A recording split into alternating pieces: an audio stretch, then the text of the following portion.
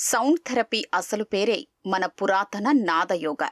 పలు రకాల పాత్రల మీద శబ్దాలు చేస్తూ వాటి నుంచి వచ్చే ధ్వని ద్వారా ఉపశమనం, మానసిక ప్రశాంతత అందించడమే సౌండ్ థెరపీ ప్రక్రియ. ఓల్డ్ ఈజ్ గోల్డ్ అన్నట్లుగా ఇప్పుడున్న గజిబిజి జీవితాలకు మంచి పరిష్కారంగా నిలుస్తోంది సౌండ్ థెరపీ సెషన్.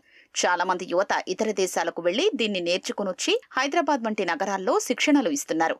దీనిలో శిక్షణ కోసం టిబెట్కు ఎక్కువగా వెళుతున్నారు. అక్కడ బౌద్ధమత గురువుల ద్వారా బుద్ధిస్ట్ సౌండ్ థెరపీ శిక్షణ పొందుతున్నారు. శిక్షణ అనంతరం ఇక్కడికొచ్చి టిబెటియన్ బౌల్స్ ద్వారా సౌండ్ థెరపీని ప్రజలకు అందిస్తున్నారు.